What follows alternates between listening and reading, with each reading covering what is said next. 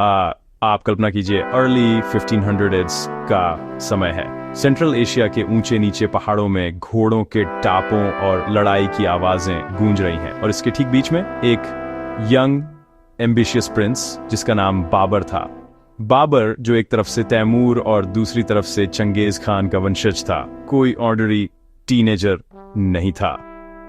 12 साल की उम्र तक उसे फरगाना का थ्रोन मिल चुका था, लेकिन उसका असली सपना समरकंद का लेजेंडरी शहर।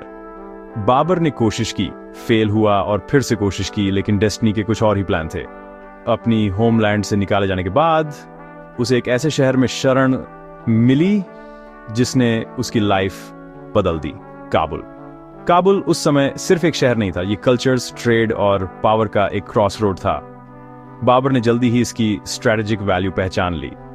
इसके बिजी बाजारों से लेकर बर्फ से ढकी चोटियों तक काबुल बाबर का नया बेस बन गया। यहां उसने सिर्फ अपने जख्म नहीं भरे, उसने एक एम्पायर बनाया।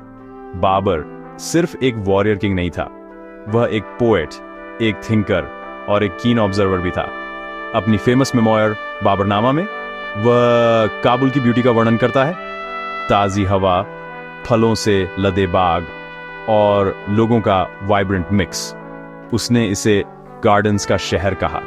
लेकिन लाइफ सिर्फ पोइट्री और गुलाबों जैसी नहीं थी।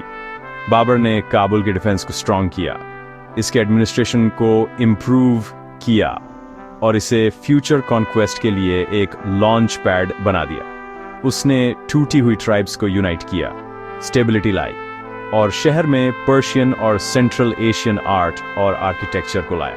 काबुल से बाबर ने हिंदुस्तान की दौलत पर अपनी नजरें गड़ा ली। 1526 में उसने खैबर पास को पार किया और पानीपत में इब्राहिम लोदी को हराकर इंडियन हिस्ट्री का कोर्स हमेशा के लिए बदल दिया। लेकिन कोई गलती मत करना, उस जीत की नींव काबुल में रखी गई थी। बाबर का काबुल सिर्फ एक स्टॉप ओवर से कहीं ज्यादा था। यह उसका सैंक्चुअरी, उसका लैबोरेटरी और उसका स्प्रिंग बोर्ड था। लेगेसी आज भी आपको काबुल में बाबर के गार्डन्स और विजन के निशान मिल सकते हैं। तो अगली बार जब आप बाबर को सिर्फ मुगल एम्पायर का फाउंडर माने, तो उस शहर को याद करें जिसने उसे शेप दिया, काबुल एम्पायर, जहां एक रिफ्यूजी प्रिंस एक लेजेंडरी एम्परर बन गया। इस हिस्टोरिकल जर्नी में मेरे साथ जुड़ने के लिए थैंक्स।